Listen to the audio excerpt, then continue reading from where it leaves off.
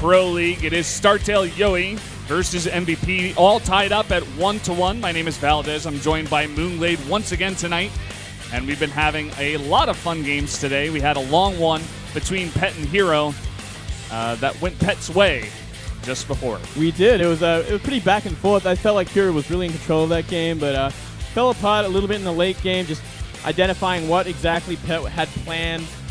And from there, that was it, Valdez. Now we're moving on to a pretty favored matchup for StarTale-yoe with Leenock versus DeParture. Yeah, obviously we all know DeParture from Prime, and there you go with predictions. It says it all. That tells the story. I mean, we've had some 6-0s before in the past, and I believe one of them we got wrong. Maybe the one against Yeonhwa. Just a random memory I'm having. But in this one, I would be extremely surprised if DeParture's able to pull it off. I mean, unless he pulls out some really interesting like Zerg build order and like wins in a build order win against Leenock. Maybe Leenock plays too safe, and somehow DeParture's able to get an advantage. The game you might be thinking about was BL versus Terra, where you're right. Everyone goes for BL. I mean, these things can happen in a ZVZ, in a mirror match in general. There's a chance of like a build order win, where we see a 9 pull against a 15 hatch. It could have happened with Lacira versus Curious as well. I mean, these things can just happen. Like, it's the name of the game when it comes to this kind of build orders. Either hit or miss, you win or you lose. I mean, especially in mirror matchups, like namely ZVZ, also PvP, you can just win off of build orders. I think that's the point we're trying to make here. Yes. And if DeParture goes very aggressive and Leenock kind of fumbles his micro, that can also lose you a game. You know, if you're not on your best form on that day, you know, maybe you didn't get much sleep, and you just you miss micro one, pack of Zerglings into one Baneling, you will lose. You know, that kind of stuff does happen. Very volatile matchup. Yeah, very, very true, Moonglade. Summing it up there in one sentence.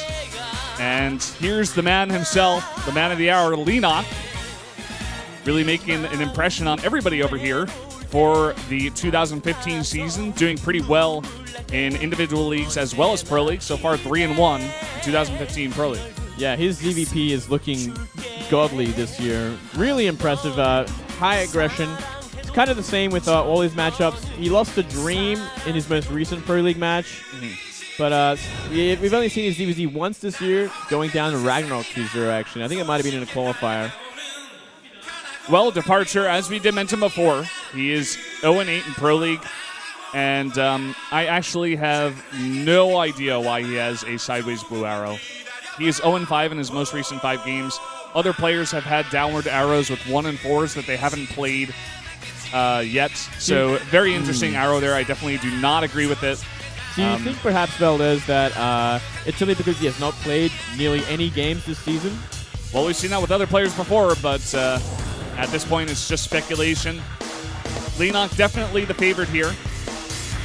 Although DeParture did pick a pretty cool song from the Digimon OST. We'll have to see if that saves him going into this matchup.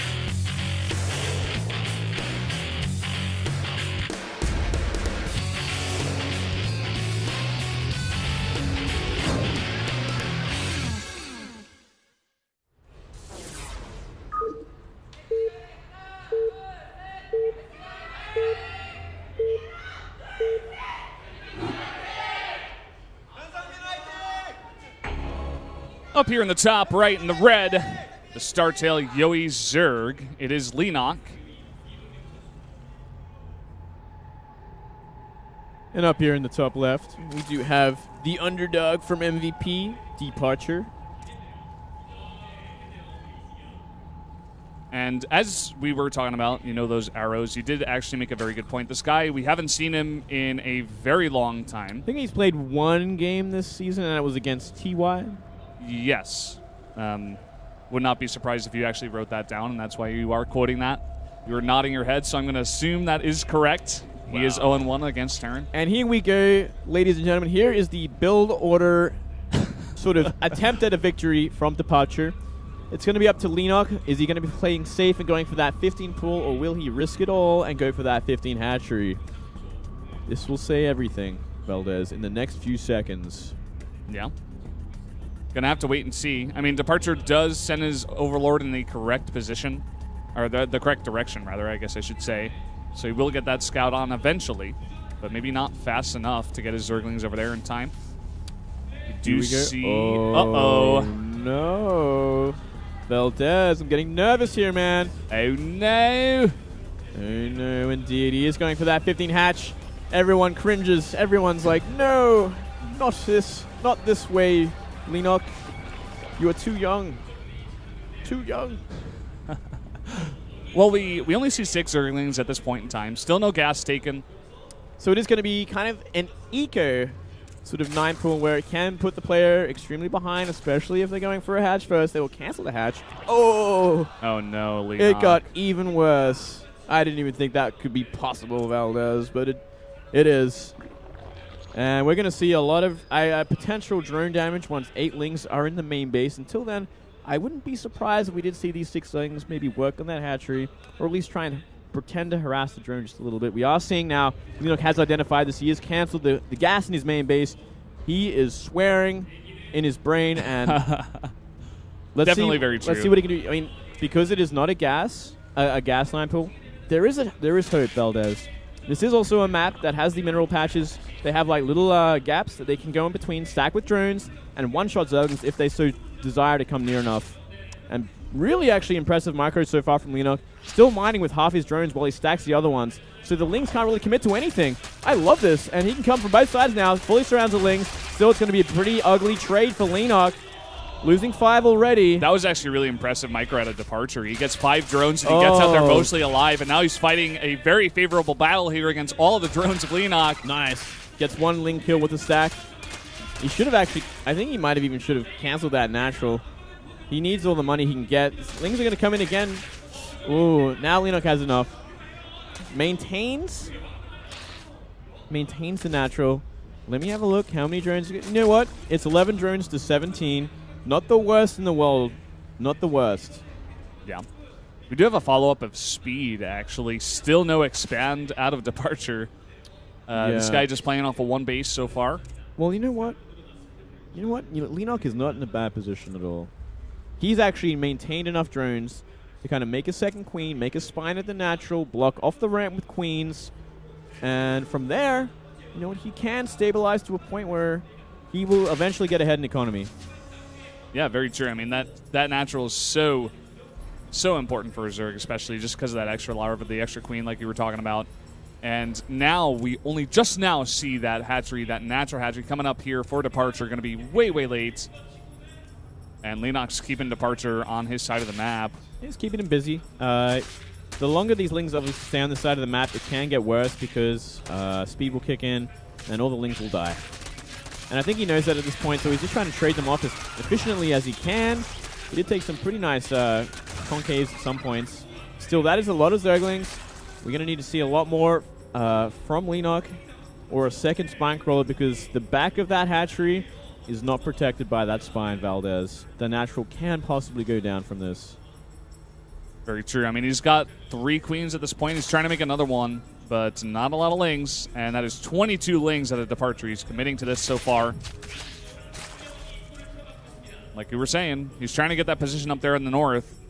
Try to possibly pick at that one. Or no, he's just going to go for it here. A lot of Lings coming in for a nice surround around that spine crawler. The 3 queens on the ramp are doing some decent damage. Really ambitious because the queens had enough for almost... he definitely had enough for 3 transfuses. So Leenock was completely prepared for this follow-up. We are seeing a Baneling Nest being added, which is the next transition for departure to try and get through this. And I think Leenock should maybe add an extra spine crawler or just keep adding queens. Either way. Can get a bit ugly. Obviously, once that spine, once the Banes are out, Lings of Leenox will get a lot less useful, and that spine could just get popped. For now, Leenock playing very, very safe. He's got 19 drones, but they're all in the main, which is, I mean, at least he's getting full saturation. Full saturation into gas, so I think this is okay at this point. Same sort of economy as Departure, but Departure is going full all-in with this. He's going... Yeah, he stopped at 21 drones, and he's Absolutely only made Lings. He's making a bunch of Banelings now, and I'm not even sure if Leenock has enough. He made 3 drones, trying to catch up here. Actually, 4 drones. This is not good, Valdez. So much Finally, here. we're seeing another spine being made, but it might be too late. Here come the Banelings. They're going to look to try and get rid of the spine crawler, and down it goes, and that is so many Zerglings. going to try and bully their way through these queens on the ramp. There is a lot of transfuses. There we go. The Baneling's trying to get into the mix here as well, but not able to go off. For now, he is able to hold this ramp, but that is so many Lings and more are following up, but it's just not enough. But again, that natural is under fire now. It is, and there's 3 Banelings that are going to ward off any Lings that can try and help out. The natural's taking a lot of damage. He's at half HP currently, and if he splits his Lings enough, maybe, just maybe, Leenock can hold on for a little while longer. It's going to be so close, but I don't know. This is so many Lings that DeParture is following up with now, and he's going to focus it down. The hatchery goes down. Uh-oh, Moonblade. Uh-oh, indeed. From here, we can see DeParture simply drone up again. He can drone up that natural. He's going to be up a base forever. He obviously knows there's no follow-up from Leenock anytime soon. You see Leenock, he has Banelings now. He also has Ling speed. He can counterattack maybe, but he's so behind in production that it's going to be so hard for him to get a decent sort of Ling count. And kind of seeing DeParture throw away some Zerglings for no reason, but both stabilize. DeParture with the almost 20 supply lead.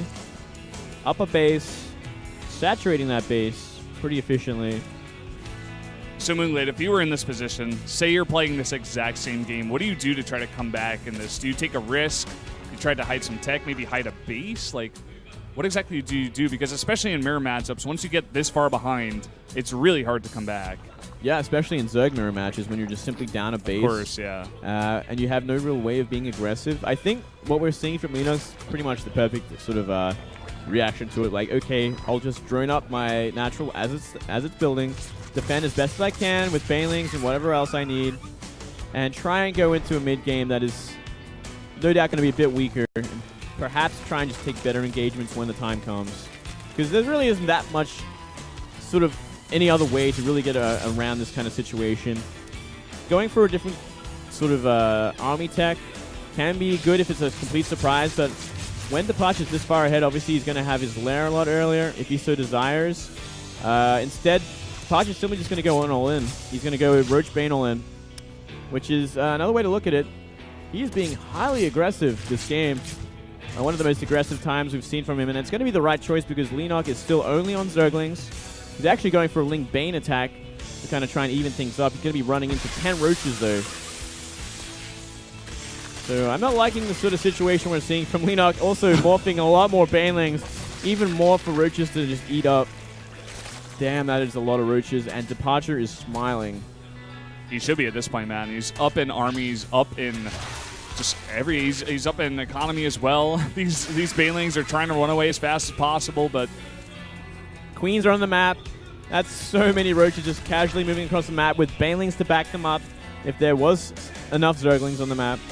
Maybe if he can bait them in. No, he's just going to try to go for this. If the Baneling hits are okay, maybe he can go for it. But the Banelings of DeParture are chasing. Leenock does trade 2 for 4 there. But no! Too busy transfusing his Queens to pay attention to the big fight. And it doesn't matter what these Baneling hits. There's not going to be nothing getting wiped out. And look at the supplies, man. 96 to 45. It looks like DeParture has actually done it.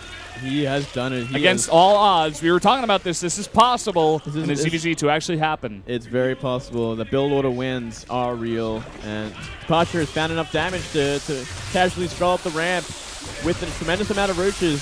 Obviously does not want to take every Bane in the cluster of Roaches, but he should be okay. There we go. Not the worst hits, actually, from Leenock.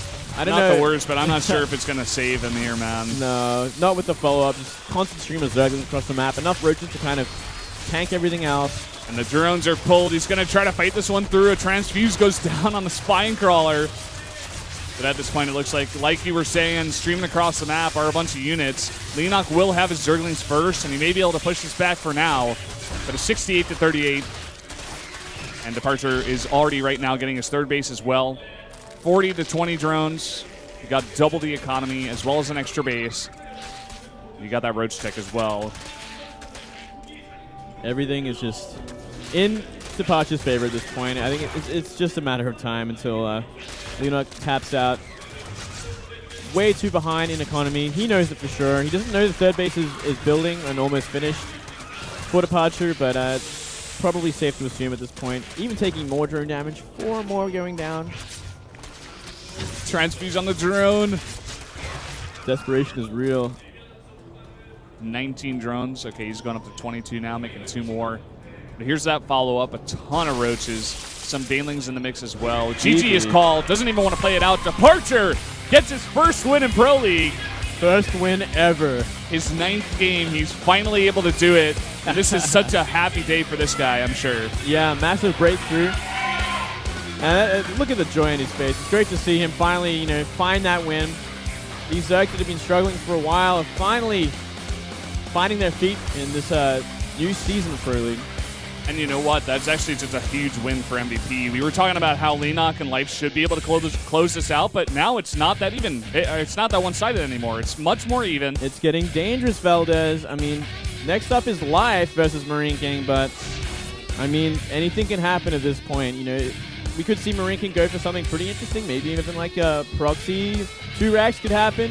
Marine King used to do it all the time. And especially Marine King, a guy like him, he is so influenced and affected by the emotions of his players, especially because he's so emotional himself. If he can build off the energy of DeParture's win, and he comes out with a crazy build against Life, we've said it before, anything can happen. Marine King could actually take this game against Life. Or we could go to an ace match. That is probably more likely, I'd have to say, to be honest. But that's got to be a hard loss to take for Leenock. Definitely the favorite in here.